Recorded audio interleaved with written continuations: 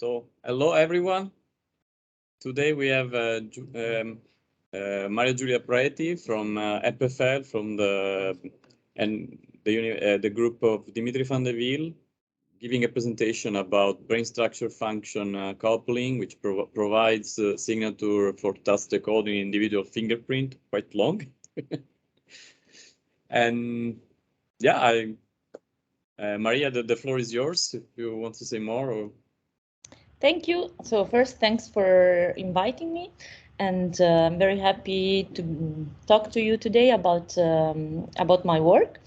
So first of all, you can interrupt me whenever you want, if you have questions, or we can have it at the end. But I mean, feel free to interrupt me if you don't understand, or if something is not clear. So yeah, as said, today I will talk to you about this work, which was published a couple of months ago. But indeed, I'll also make a lot of references to the first work where we introduced a measure of structure function coupling in the brain based on graph signal processing, because this is basically the basis, let's say, and then we showed how this matrix was useful for task decoding and fingerprinting.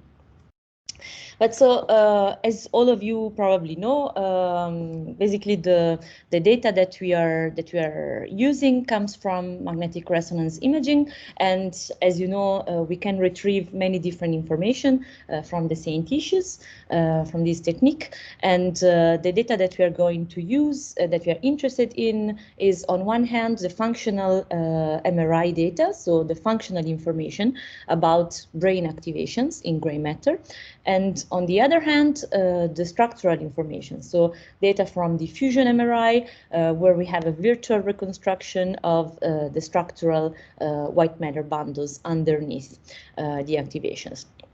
So the objective here is to combine these two pieces of information. It's not that trivial because they come from different acquisitions. They refer to different portions of the brain, and previous studies in literature showed that there is not a one-to-one relationships, for example, between functional connectivity and structural connectivity. But it's a bit more complicated than that, because of course we have, as you can imagine, undirected paths of connectivity as well, of areas in the brain that talk to each other even if they're not structurally connected. So here we use graph signal processing, which is an emerging tool in this field. It was actually very recently applied to the brain, and that allows us, indeed, that offers us a way to perform this integrated analysis between brain structure and function. So we are going to see very much in details how it works, basically, and how we can use this technique to this purpose. So in our context, the graph, graph signal processing, you can imagine we need a graph and we need a signal on top of it. So the graph is represented by the structural connectome. So you have nodes that represent regions in the brain of a certain parcellation, and then you have edges that are instead that quantify the structural connectivity between different nodes. And then we define a graph signal that associates a value to each of the nodes of our graph, basically. So it must be, of course, defined on the same graph. And in our case, it refers to functional activity patterns of MRI. So really the functional, the bold signal in each of the nodes of our graph. So this is what we call graph signal. So it's a vector in space, so in the dimensionality of nodes in the graph. And then also a feature of our data is that it also changes in time. So, but it's very important to understand that, so the analysis that we do, then the GSP analysis is not on time, but it's in this one signal at a time. So one signal in space, and then we'll repeat it for each time point, basically. So the signals here, usually we are used to think of fMRI signals as time courses, so as in time. Here, a signal is a pattern at a certain time point, basically. And then the question that we want to answer is, how is the function using the underlying structure in the brain. So before just to really go into specifics, I also, and to make sure, I also wanted to make sure that we are on the same page. So I will just introduce a couple of concepts of graphs and graph signal processing. So we need the concepts of graph spectrum and graph spectral embedding. So indeed, what we want to do is going from the space, the domain of the graph, to the graph spectral domain. How do we define it? So the graph spectrum is given by the eigendecomposition of a certain graph operator. That can be, for example, the adjacency matrix or the Laplacian. In our case, it will be the Laplacian of the graph, which is defined, as you see here, L, by the difference between the degree and the adjacency matrix. Also, you can have different version of it. Indeed, what we considered later is the normalized Laplacian, just normalized by the degree. And then we eigendecompose it, and we can represent our graph then in a lower dimensional space, which is spanned by the eigenvectors, where we optimize some criteria that we will see now more in detail. So when we are doing that, we do a graph spectral embedding. In particular, in this case, a Laplacian embedding. So what it means conceptually, we can see an example, just visual example, just to make it more clear. In the case of the brain, this is the graph represented in nodal space, and I highlighted in different colors the two hemispheres. What we know about nodes in the two hemispheres is that regions are more connected within hemisphere than between the two hemispheres. So red nodes are more connected among themselves, and blue ones as well, with respect to the two hemispheres. And when we look at this graph in the graph spectral embedding, so basically in the projection, we project it in the graph spectrum spanned by the first two eigenvectors, in this case. We see that nodes are indeed clustered into two different groups. And what happens here is that nodes are mapped so that the distance between very connected nodes is minimized. So nodes that end up very close in this representation are nodes that were more connected, as we said. In fact, we can see that there is a differentiation between blue and red nodes in here because they were in two different hemispheres and so connected more segregated. Then what is optimized, let's see what is optimized in this eigendecomposition of the Laplacian. And so for that, we introduce the concept of smoothness on the graph. Basically, the criterion that is optimized is just the minimization of the total variation of a signal on the graph. So this is very similar to, comes from the concept of total variation of the graph, of a signal, but in this case, the total variation of a signal on the graph depends on if we have our graph here, for example, and the signal X at two different locations, so two different nodes. It not only depends on the difference between the two signals, so xi and xj squared, but also on the connectivity, so on the adjacency value, so given by the structural connectivity between the two nodes. So it means that this value of total variation is higher if two nodes that are very connected in the graph have a different signal again. On the contrary, so if we want to say it in other words, a signal is smooth on the graph if its value at two very connected locations is similar. And basically this is the total variation on the graph is what is minimized in the Laplacian eigendecomposition. So now if we suppose to have as a signals Laplacian eigenvectors, the first eigenvectors are the one that will have this quantity minimized, which is also, so it's the total variation of the eigenvector on the graph, which is also called embedded distance, and which corresponds to the values, to the eigenvalues lambda, basically. This is why we will see we will see how it looks like then in the brain, but this is just a bit to introduce the theory. This is why the eigenvalues assume this conceptual value of frequencies, of spatial frequencies. Here we have the plot of eigenvalues of the Laplacian. You see that the first one is always 0, so it corresponds a bit to the DC of a signal decomposition in signal processing. And I was saying, so lambda assumes this value of spatial frequency because we can basically say that smaller eigenvalues will correspond to patterns, so to eigenvectors with lower spatial frequency. So when we have a smaller total variation, which means an eigenvector that is smoother on the graph, so increased smoothness. On the contrary, if we look at the right part of the spectrum, we have larger eigenvalues that correspond to higher values of total variation, and these will be linked to eigenvectors that are less smooth on the graph. So they are not basically attached to the graph, to the information that we have in the structural graph so much. So now let's see all these in practice, which will make it more clear, I hope.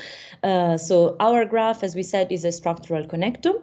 As you can see here, it's a matrix n regions by n regions where you have structural connectivity values inside. As we said, we compute the Laplacian, we eigendecompose it, and we find eigenvectors U that have the dimensionality of the regions n. So it's indeed brain patterns that you see here.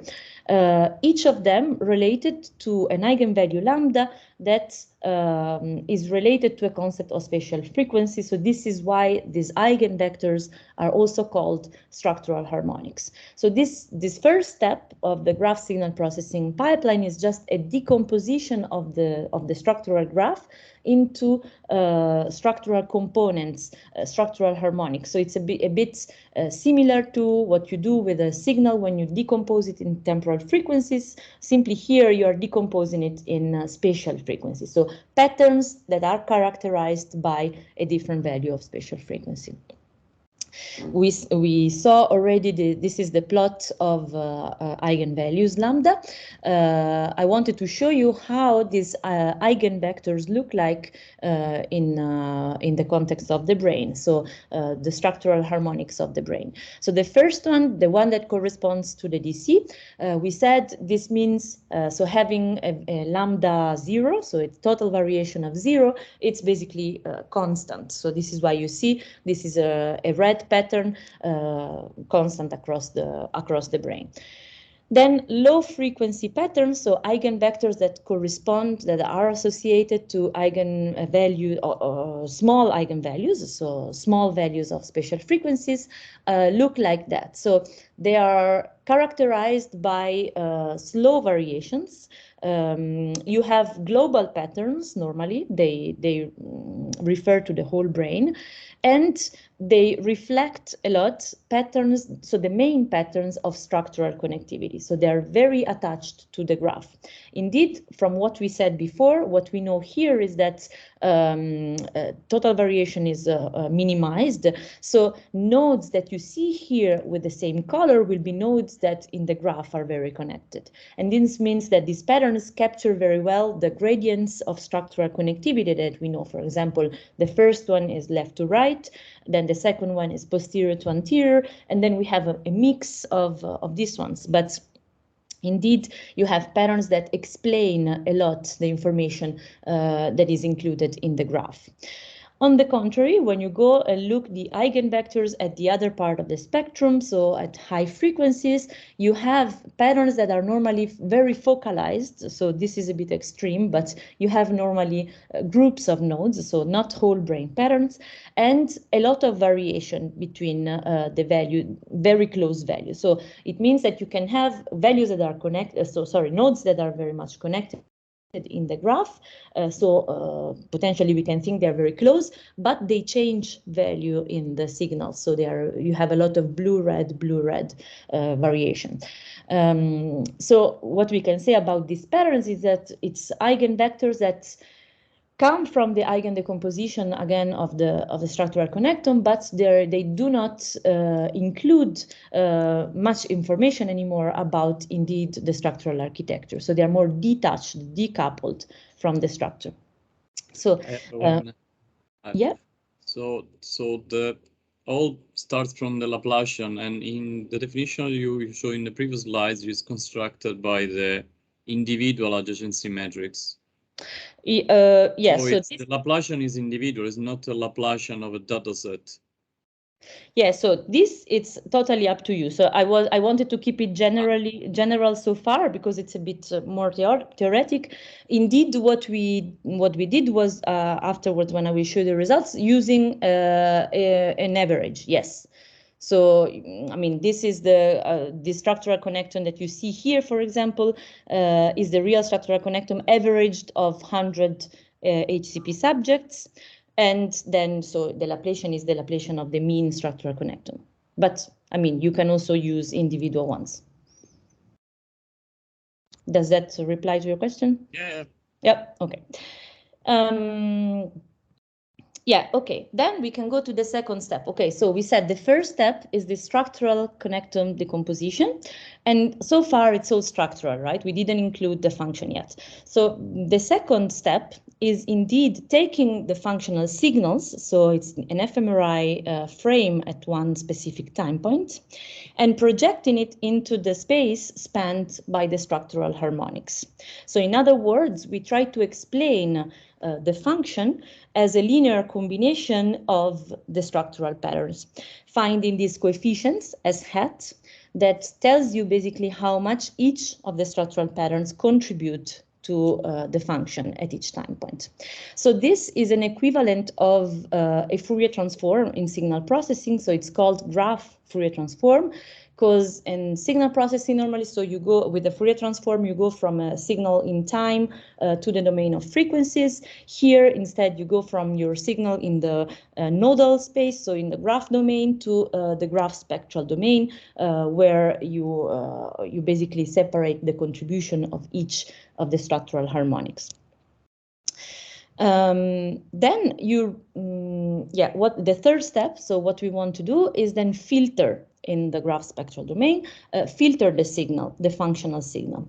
You can imagine we take a cutoff and we just apply a low pass, an ideal low pass and high pass filter to this S1, so the fMRI at time point 1. And doing that, we obtain two portions of the signal, of the fMRI signal, one that is composed only by the low frequency eigenvectors, so only the patterns that were more coupled to the structural graph. And this is why we call this portion of the signal coupled, because we suppose it to be more coupled to the structure. And the second, so the high frequency portion, that only includes high frequency eigenvectors, and it's therefore ends up being more decoupled. You see here a real example, for example, this fMRI frame.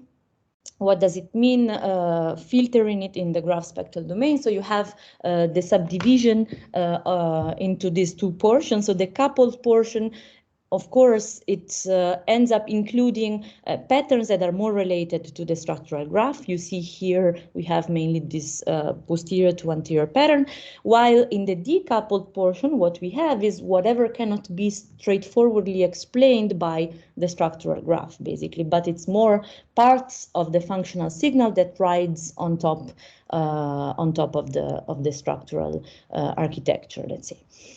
So, of course, our aim was a bit also understanding what it means. So what portion of the signal ends up in the decoupled portion and in the coupled one.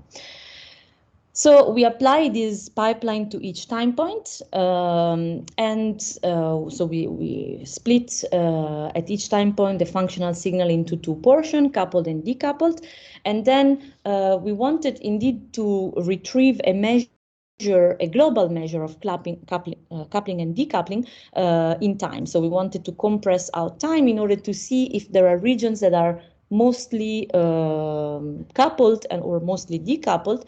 And so we computed the norm across time of the coupled and decoupled version of the signal. And this represents a measure of coupling and decoupling of each region basically.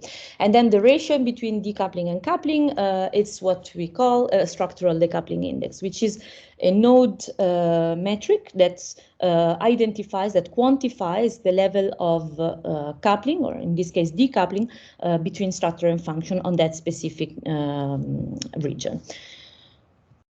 And then we also computed edgewise metrics. So you know that from time courses, fMRI time courses, so the one that we see here on the left, we can compute normally functional connectivity as Pearson correlations between time courses, for example. So here we did the same, but we applied it to the coupled and decoupled versions of time courses, so SC and SD. And we retrieved, therefore, two versions of functional connectivity, one that is more coupled and one that is more, so one that we define as coupled FC and one that we define as decoupled FC. So just to summarize again, we have now the full picture of the pipeline. So as first step, we eigendecompose the Laplacian of the structural connectome. So we decompose the structural connectivity to retrieve structural harmonics. Then as second step, we project functional activity on these structural harmonics. As third step, we filter them, so we separate low frequencies from high frequencies, and then as last step, we quantify metrics of structure function coupling at the edge level and at the node level with the SDI. Then, so how does it look like? So this is, for example, the SDI averaged across 56 healthy subjects from the Human Connectome Project and during resting state. So what we found is that, so the very first thing is that there is a clear separation between two patterns. So regions that are more low level, so primary sensory regions, appear to be more coupled, the one that you see here in blue, like visual, somatomotor, somatosensory, auditory. And instead, this opposes to regions more of high-level cognition that appear to be more decoupled from structure. So we found a behavioral relevance of this gradient from coupled to decoupled through a neuroscience analysis where we indeed wanted to link different topic terms that we considered to portions, so masks in which we had from lower to higher structural decoupling index. And you see here that we find these patterns across a line, which is very similar to the one that was found before. Indeed, we wanted to make a comparison, so we did the same type of analysis, but that was found before only based on functional connectivity. So it was already known that there is this macro scale gradient of a function, basically, going from lower level to higher level cognition regions. And here what we are saying is that indeed also the coupling between structure and function follows basically this gradient. Also, we found a strong congruence with other types of studies. For example, here I report the example of genetic studies that found very similar subdivisions, but based on genes. So the proteins that are used in neural expression. So what is found here is that regions that are blue, so the ones that for us are coupled, sorry, they encode a faster response. So they use proteins that favor a faster neural response. While on the opposite, regions that are more decoupled for us, so the red ones, they use genes favoring a slower response. So here my interpretation was that basically when you have a temporally constrained task, so the neural activation should be very fast, then what we can say is that function is very coupled to the structure. So it uses really the structure underneath. While it seems that regions that do not have this temporal constraint, probably higher cognitive regions from tasks that are not really like visual, auditory, but more like, for example, memory and so on. Basically, you can afford, so function can afford also to use undirected paths that are not related anymore to the architecture so strongly, basically.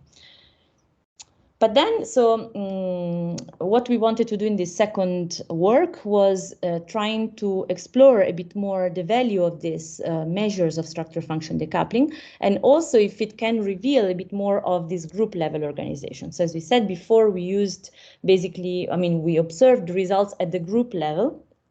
Now we wanted to see if there are changes both at the individual level, so in different individuals, so if we can perform fingerprinting with these types of measures, and also if these measures are characterizing different tasks. So what happens when instead of resting in the scanner, people are doing emotion tasks, motor tasks, and so on. So if we can perform task decoding.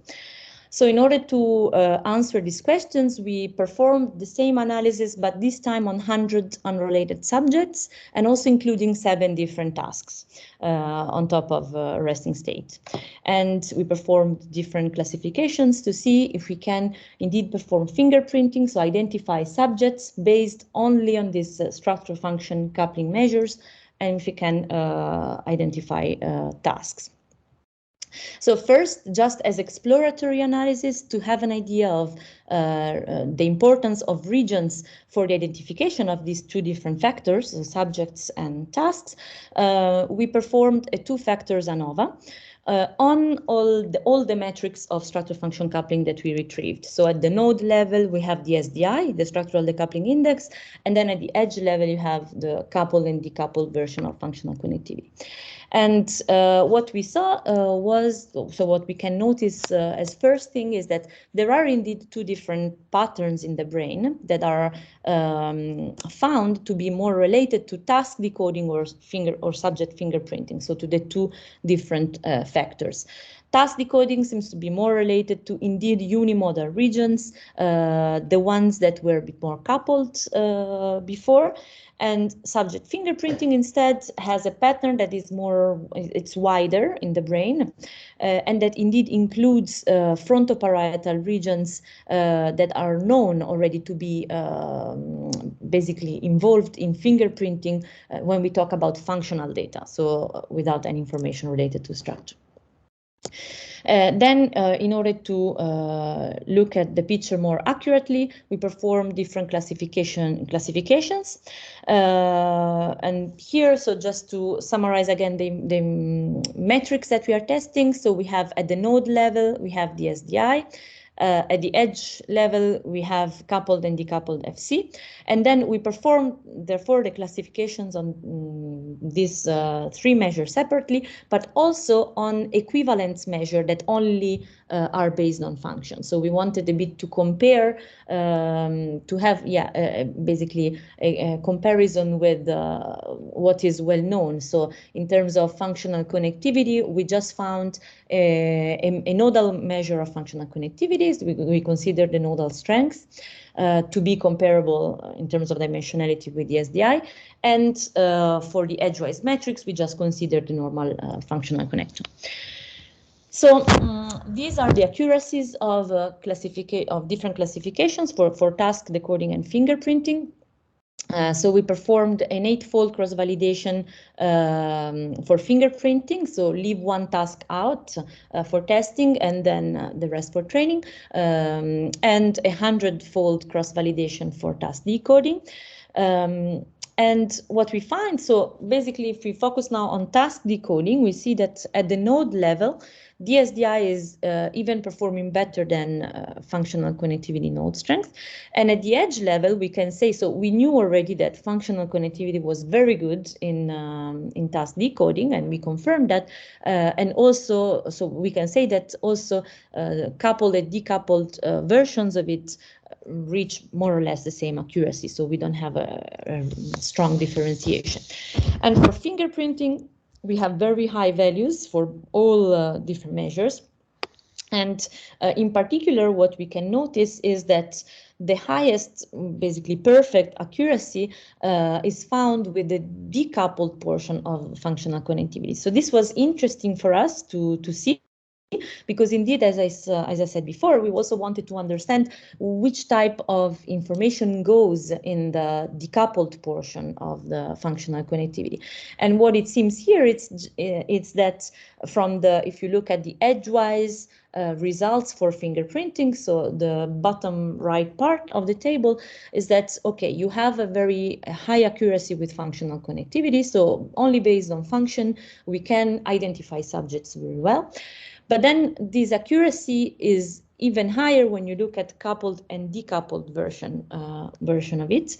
And also this is much more clear when you look at a different types of cross-validation. So here we did actually a more difficult one. So basically we tried to predict one task from only one other one and not all the other ones. So you have all the pairwise accuracies, and you can see that the accuracies based on functional connectivity stays high, but indeed the ones on the decoupled portion of functional connectivity are much higher than the one on the coupled portion of functional connectivity. So what we interpreted here is that indeed the portion of signal that goes into the decoupled function is the one that allows you basically to identify different subjects. So that is important here for fingerprinting, and that changes and characterizes basically different subjects. To have a further confirmation of the meaningfulness of this information, we also performed behavioral analysis, so a correlation with behavior with partial least square correlation analysis. So we did 5 different PLS to relate each of our 5 measures, node-wise and edge-wise measure of structure function coupling, and 10 scores, 10 behavioral scores that are available in this data set of sustained attention and fluid intelligence.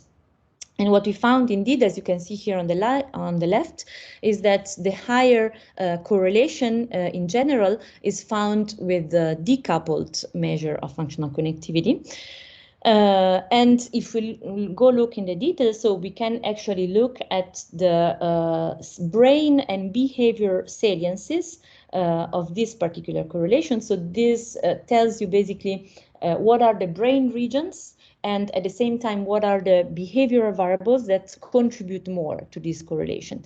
So looking at that, basically we can interpret certain patterns. So basically, the ones that you see, for example, in red, we can interpret that an increase of decoupling in these areas would correlate with, for example, very much with sustained attention. That is one of the highest in our cognitive salience, and is positive. So there is basically a positive correlation between these ones. And on the contrary, the regions that you see in blue, so a higher coupling in these regions would favor basically a sustained attention.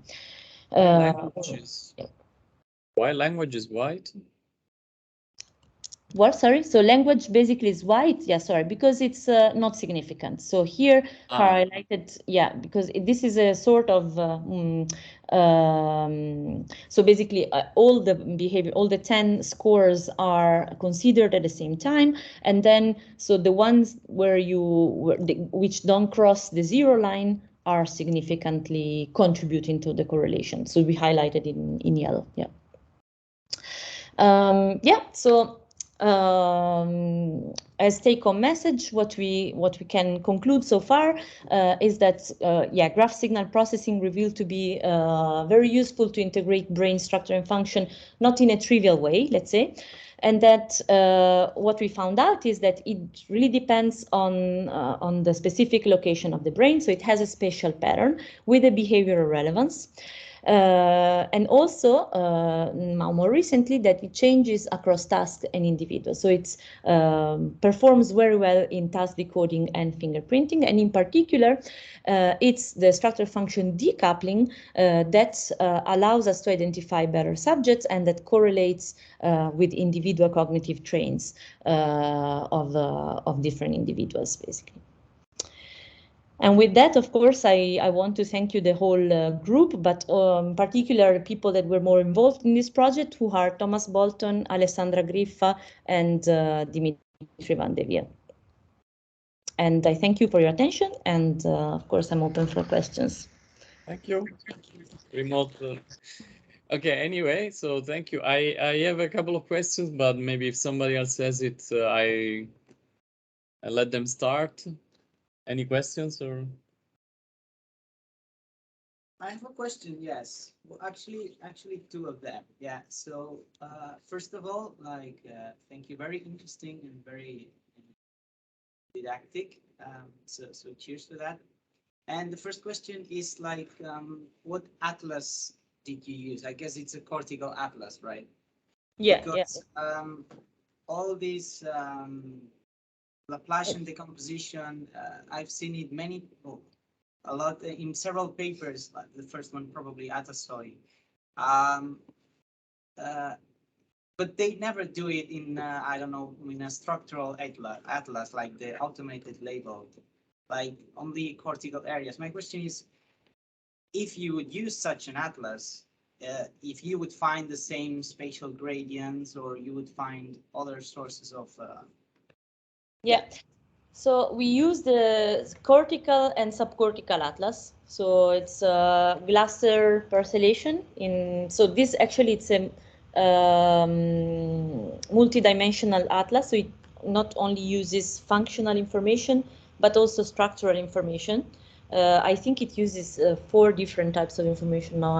I don't remember, but this is just cortical, so it's 360 regions. Plus, we added 19 regions of subcortical regions, and so we perform. Of course, then the choice of the parcellation is something that could influence your results, of course, because from that then you could get different types of Laplacian eigendecomposition. And so now we tried with different parcellations, in particular different granularity of the parcellation. So apart from this Glasser one, the Schaefer parcellation from 100 to 800 regions, and the results seem quite stable. So we are doing now, we're performing now an analysis, both in terms of really decomposition, so eigenvalues and eigenvectors of the Laplacian, and also in terms of, in the end, SDI, basically. This is what we are comparing. So it seems quite stable with respect to parcellations of different granularity, but if I'm not wrong, even Schaefer, I think it's functional based, yes. Of course, I think it's something that you have to factor in. Yes, of course, the parcellation could influence your results. So it's what I checked is that indeed the Laplacian eigendecomposition was nice, let's say, so meaning that you had a nice plot of eigenvalues. If the graph is too sparse or has particular peculiarities that the structural graph might have, you get sometimes plots of eigenvalues that are flat, so I mean, in that case, of course, the analysis wouldn't make sense anymore. So I think it's very important to check all steps, and indeed that to make sure that low frequency eigenvectors are low frequency eigenvectors, so they correspond to patterns that are meaningful, and then that you have a range of frequencies that are explored. Yeah. Thanks. Okay, I have a question. In your opinion, it is possible to use another functional data, such as EEG or functional mirrors, with applying the same pipeline? Yeah, I think so. Yeah. So actually now I'm doing it on MEG. Recently I applied the same. Of course, I think it's possible, but then you might have different things that you have to consider depending on the particular technique. Yeah. For example, on MEG now, the problems that we are having is there you have this issue of spatial leakage between the signals of different regions, and understanding how that influences, of course, so how it reflects on the measure of structure function coupling is a whole another chapter that now we are trying to address. But in theory, yes, it's I think it's doable. Yeah. And in this case, the could be with more or less Sorry, you were cut for a while. I didn't get the question. In this case? In this case, the better atlas we can use is with higher number of parcellation, or it's suitable to use a lesser. I think it depends. The Desikan Kiliani atlas instead. Yeah. I think it depends. So I use that indeed, the Desikani, but that is more or less around these hundreds of. I think it's 200 something now. So more or less the same. I mean, I think it depends a bit on the application, but if the parcellation is too fine, let's say, so if you have too many regions, then you risk more, of course, to have this dependency between signals, and to have a more difficult interpretation in the end. And also you have more noise, of course, because you're averaging less. So I think it's always a compromise, but yeah.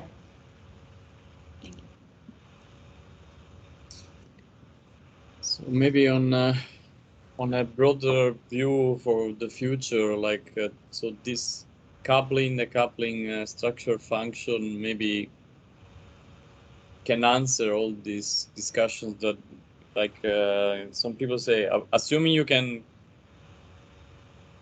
that putting together structure and function is giving you effective connectivity, because some people say not even that is effective connectivity. But so this might answer the fact that some effective connectivity, there is effective connectivity, like structure and function together, and then there is functional signal which is completely independent from structure.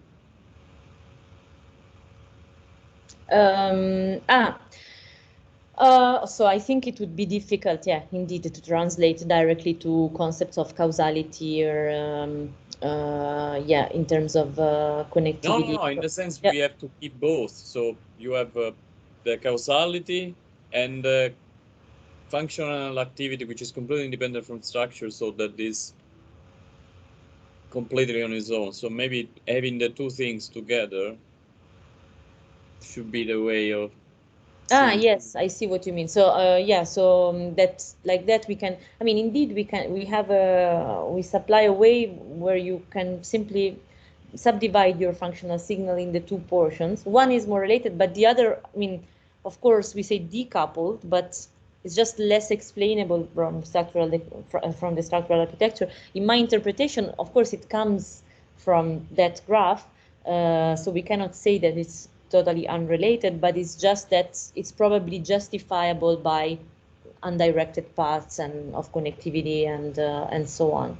Plus, there are people who say their signal that is completely unrelated from structure. I remember figures. I mean, I think everything which is not directly explainable by the structure goes in the decoupled portion, right, in this type of analysis.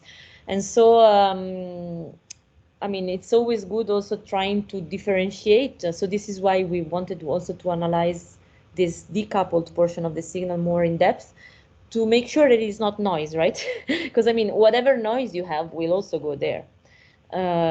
So it's very important, for example, to relate it, I think, to behavioral analysis, behavioral relevance, and so on. So to make sure that indeed it has a meaning, and it seems so. So it's good because it seems so at least from the analysis that I did so far.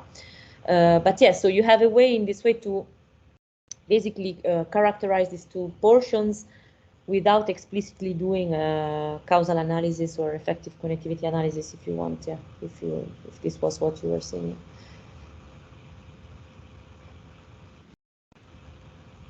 Plus, another thing that you are doing is, I think you have another among potentialities of this method is the application to clinical contexts. Then it varies a lot depending on the disease.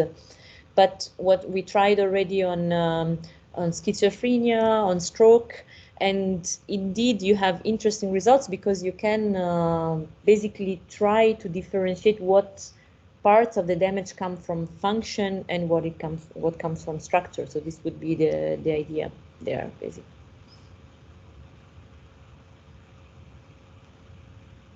when applied on patients, Yeah. the MRI is suitable to have the same patient's MRI to calculate the structural connectivity. Yeah, you're asking if you can get the structural connectivity from patients, like yeah. So indeed, I think it really depends on the application there. What I was saying in the beginning. So we used the average structural connectome for this type of study because it was just on healthy subjects, and we expect to have the same more or less. But on the analysis on patients, it's very important to use the individual one, because patients can be, of course, can have individual variability, which is much higher.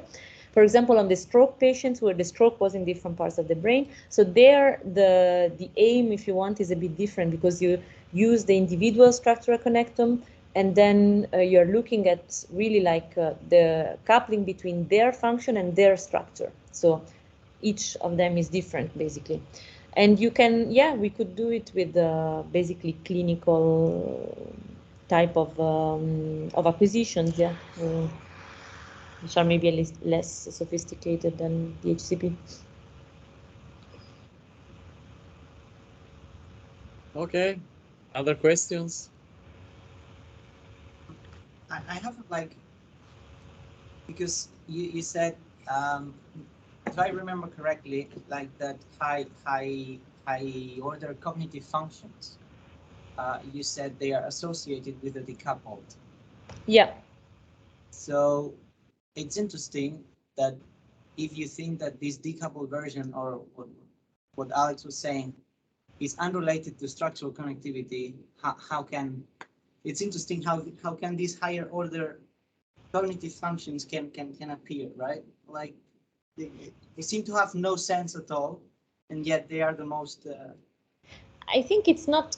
I mean, it's not that it's completely unrelated from structural connectivity. It's just not explainable by patterns of structural connectivity that are probably. I mean, to me, it makes sense that what you can explain more in terms of structural connectome is the unimodal networks, basically. So visual, auditory, you know, like, while these other higher cognitive functions, which use most part of the brain, I mean, we could expect that probably they are less relatable one-to-one to the structural connectome, because they use many different bundles and so on. So this would be the interpretation. Not that they are completely something that doesn't come from the structural architecture, but they use the structural architecture, I think, in a more complex way, which is not simply explainable by gradients and patterns of structural connectivity straightforward. So again, with indirect paths and so on. If you take a network like DMN, which is so wide, of course it uses different white matter bundles, and so this is why I think you cannot strictly relate it to a specific pattern of structural connectivity, like, for example, a specific bundle.